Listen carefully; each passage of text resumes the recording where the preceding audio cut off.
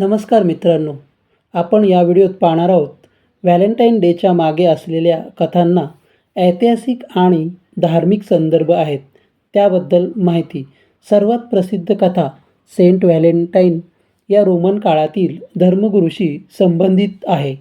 Saint व्हॅलेंटाईनची कथा इसवी सन 3ऱ्या शतकात रोमच्या सम्राट क्लॉडियस दुसऱ्या याने एक आदेश दिला की तरुण सैनिकांनी लग्न करू नये, कारण त्याने असा विश्वास ठेवला की अविवाहित सैनिक अधिक चांगले लढू शकतात.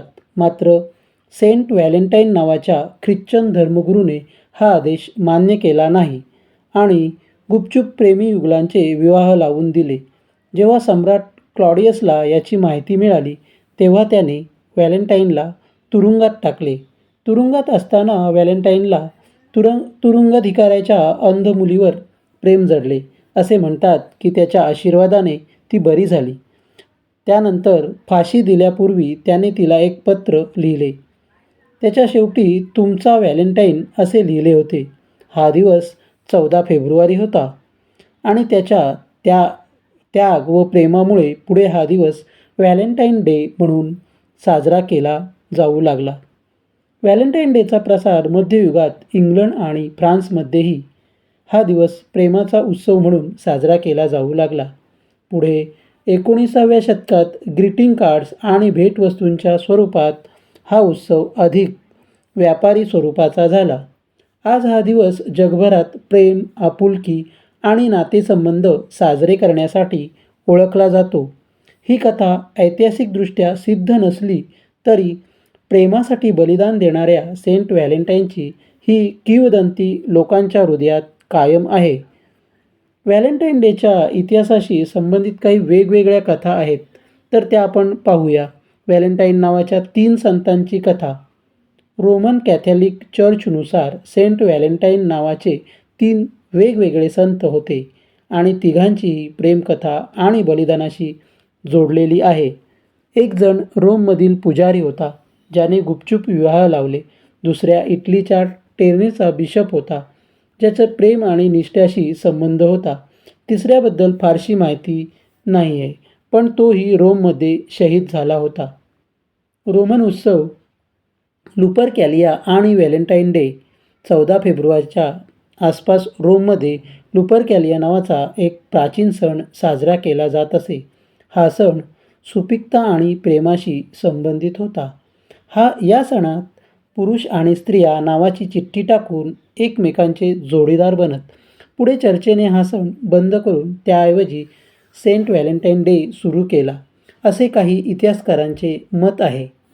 व्हॅलेंटाईन डे आणि प्रेमपत्र 15व्या शतकात इंग्लंडच्या ड्यूक ऑफ ऑर्लेन्स याने आपल्या पत्नीला तुरुंगातून एक प्रेमपत्र पाठवले होते.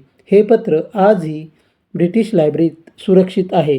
18व्या आणि 19व्या शतकात ग्रीटिंग कार्ड्स आणि प्रेमपत्रांची लोकप्रियता वाढली. वेगवेगळ्या देशांतील व्हॅलेंटाईन डे प्रथा. आता जपान येथे स्त्रिया पुरुषांना चॉकलेट देतात आणि 1 महिन्यानंतर व्हाईट डे साजरा होतो, जिथे पुरुष प्रत्युत्तर देतात. दक्षिण कोरिया येथे 14 तारखेला दर महिन्याला वेगवेगळ्या प्रकारचा प्रेमसंबंधांशी संबंधित दिवस असतो. तर ब्राझील येथे 12 जून रोजी डायडोस नमोरोडस प्रेमाचा दिवस साजरा केला जातो. डेन्मार्क लोक प्रेमाचे खास पत्र गायक्वे ब्रेवे पाठवतात, ज्यात मजेशीर कविता आणि प्रेमाच्या ओळी असतात. व्हॅलेंटाईन डेवरील रोचक तथ्ये. अमेरिकेत दरवर्षी सुमारे 1 अब्ज ग्रीटिंग्स कार्ड्स विकले जातात. कुत्रे आणि मांजरांसाठीही गिफ्ट खरेदी करणाऱ्यांची संख्या मोठ्या प्रमाणात आहे. विनामूल्य प्रेम म्हणजेच फ्री लव्ह चळवळीमुळे काही देशांमध्ये हा दिवस चर्चेचा विषय ठरतो. व्हॅलेंटाईन डेच्या विरोधातील चळवळी.